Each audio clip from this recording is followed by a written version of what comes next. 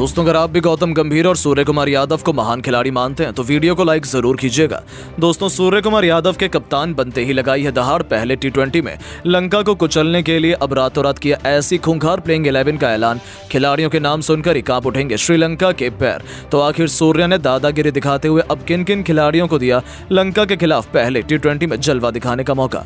लंका को टी20 सीरीज में रौंदने के लिए अब क्या रहने वाली है भारत की प्लेइंग 11, सब कुछ हम आपको इस वीडियो में दिखाएंगे। लेकिन उससे पहले आपको क्या लगता है कि सूर्य, हार्दिक और गिल में किसे होना चाहिए टी20 सीरीज का भारत का कप्तान? अपनी राय नीचे कमेंट बॉक्स में जरूर बताइएगा। दोस्तों, टी20 विश्व कप का चैंपियन बनने के बाद जिम्बाब्वे के खिलाफ हिंदुस्तान की युवा ब्रिगेड ने 4-1 से टी20 सीरीज को अपने नाम किया। लेकिन अब यह कारवां थमने वाला नहीं है। बहुत जल्द अब श्रीलंका की इस सरजमी पर भारत को टी20 और वनडे में दो हाथ करना है, जिसके लिए कोचिंग मैनेजमेंट, हेड कोच, कप्तान से लेकर पूरी प्लेइंग 11 भी बदली हमें नजर आएगी।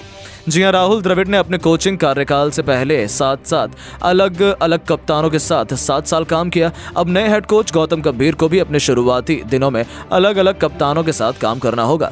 रोहित शर्मा, विराट कोहली और रविंद्र जडेजा के संन्यास के बाद जहां पूरी उम्मीद थी कि हार्दिक पांड्या ही टी20 फॉर्मेट के कप्तान बनाए जाएंगे, लेकिन अब गौतम गंभीर के कप्तानी से लेकर टीम की पूरी हालत बदल कर रख दी है। जी हां, बता दें 26 जुलाई से शुरू होने जा रहे श्रीलंका दौरे से पहले गौतम गंभीर और चीफ सिलेक्टर अजीत अगरकर ने अब टी20 सीरीज के लिए भारत की स्क्वाड और प्लेइंग 11 का ऐलान कर डाला है, जिसमें टी20 के रेगुलर कप्तान हार्दिक पांड्या वापसी तो करेंगे, लेकिन उनकी जगह पर कप्तानी कोई और संभालने वाला है। जी हां, टी20 सीरीज 27 से 30 जुलाई तक पल्ले किले में खेली जाएगी, जबकि वनडे 2 से 7 अगस्त तक कोलंबो में होंगे, जहां पर 3 मैचों की सीरीज खेलने के बाद हार्दिक निजी कारणों से भारत लौट आएंगे और वनडे सीरीज का हिस्सा नहीं होंगे। और अब इसी कारण से बीसीसीआई ने गौतम गंभीर से सलाह लेने के बाद हार्दिक की जगह सूर्या को टी20 में भारत का परमानेंट कप्तान बना दिया। यह सबसे बड़ा फैसला था जिसने पूरे हिंदुस्तान को हिलाकर रख दिया।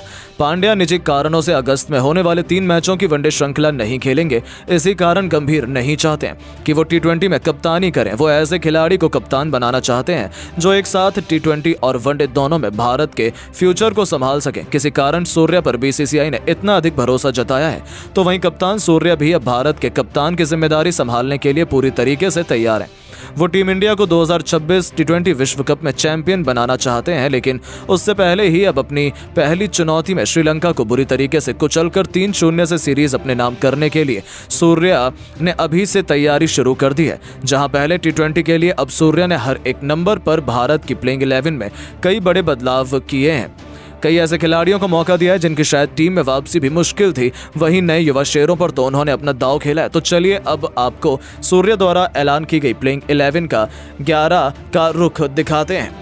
तो सबसे पहले ओपनिंग क्रम में कप्तान सूर्य कुमार यादव ने विस्फोटक खिलाड़ियों यशस्वी जायसवाल के साथ शुभमन गिल पर भरोसा जताया है, जो पहले टी20 में श्रीलंका की धज्जियां उड़ाना चाहेंगे। और साथ ही साथ गिल अपने स्ट्राइक रेट में भी इजाफा करने के लिए तड़प रहे हैं। पिछली सीरीज में दमदार परफॉर्मेंस करने का इनाम इन दोनों खिलाड़ियों को मिला है।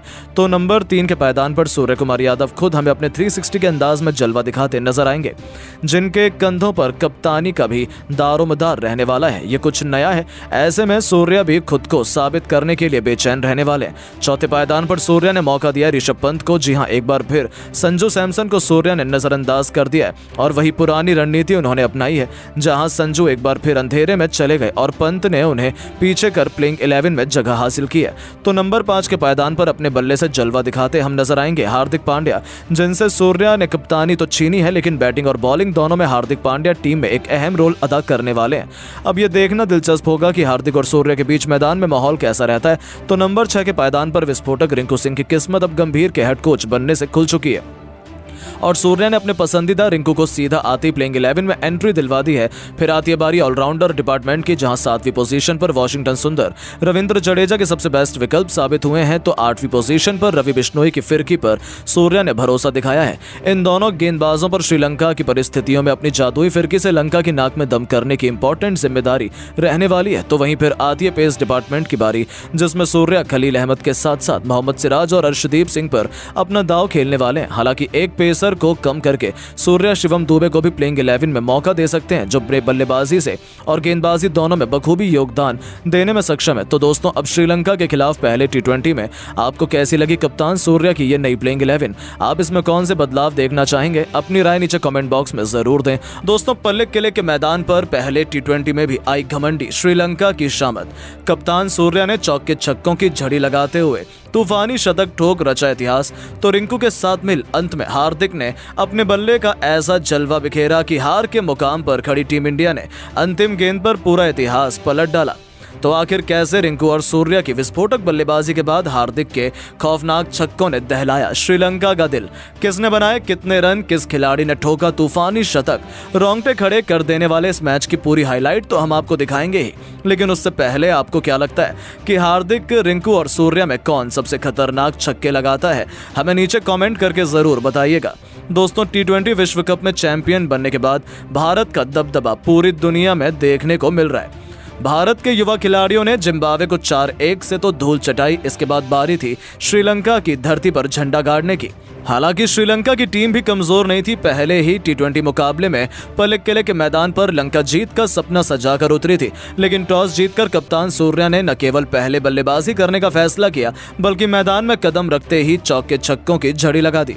तो हार्दिक से लेकर रिंकू भी नया इतिहास लिखने के इरादे से आए थे, और फिर ऐसा तबाही का मंजर आया जिसने लंका की जड़ों को हिलाकर रख दिया। जी हां दोस्तों, हालांकि पारी की शुरुआत करने तो यशस्वी जायसवाल के साथ मिलकर उपकप्तान शुभमन गिल आए थे, लेकिन लंका के खतरनाक गेंदबाजों ने शुरू में भारत के टॉप ऑर्डर की धज्जियां उड़ा दी। जहां यशस्वी केवल 5 रन बनाकर चलते बने, तो गिल इस मैच में खाता भी नहीं खोल पाए थे। केवल 9 रन बने थे और हमने अपने 2 बल्लेबाजों को गवा दिया था। ऐसा लगा था कि भारतीय टीम पूरी तरीके से इस मैच में बिखर जाएगी। लंका अभी से जीत का जश्न मनाने लगी थी, लेकिन अभी असली जाबाज तो बाकी थे। अब 2 विकेट गिरने के बाद मैदान में आए थे T20 के नंबर 1 खिलाड़ी, नए नवेले कप्तान सूर्या और T20 के सरताज रिंकू सिंह। और उसके बाद जो हुआ उसे लंका क्या, पूरा क्रिकेट जगत आने वाले कई सालों में कभी भी नहीं भूल पाएगा।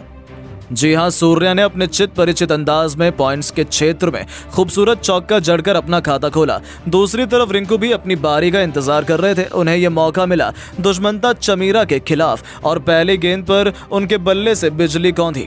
चमीरा की बाउंसर को रिंकू ने मिड विकेट के ऊपर से स्टेडियम के दूसरे स्टैंड में मारकर अपनी पारी की शानदार शुरुआत की थी। बस फिर क्या था, दोनों को आगाज तो मिल चुका था, बस इंतजार था अंजाम का, जो लंका के लिए तो बिल्कुल भी सही नहीं होने वाला था।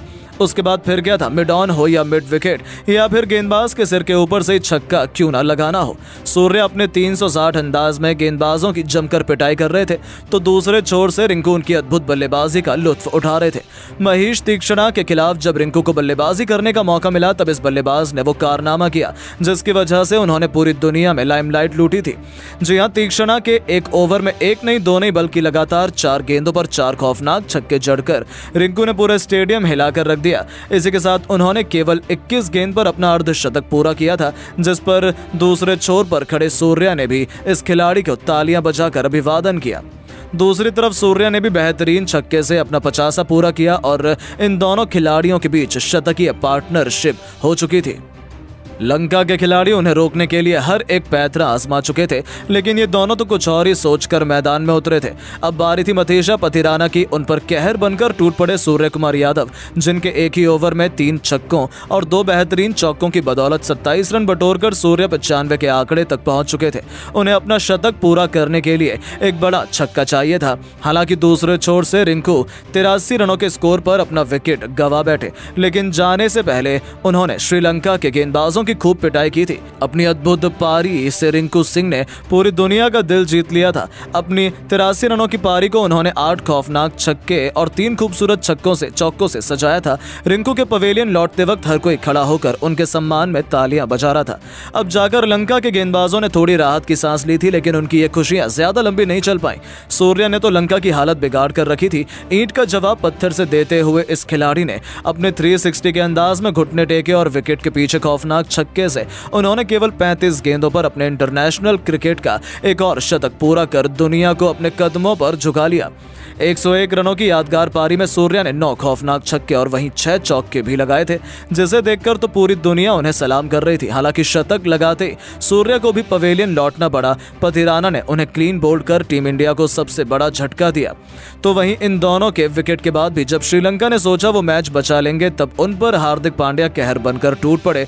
इस खिलाड़ी को सबसे अंत में जलवा दिखाने का मौका मिला, क्योंकि वो पूरी तरह से फिट नहीं थे, लेकिन उन्होंने भी कोई कसर नहीं छोड़ी। तूफानी छक्के से अपना खाता खोलने वाले हार्दिक ने लंका की बेरहमी से पिटाई करते हुए उनकी बखिया उधेड़ कर रख दी। लंका के बेहद घातक गेंदबाज नुवान तुषारा को ही आड़े हाथों लेते हुए हार्दिक ने आखिरी ओवर में उनके खिलाफ लगातार 3 गेंद पर 3 खौफनाक छक्के जड़कर पूरे स्टेडियम में हाहाकार मचा दिया था।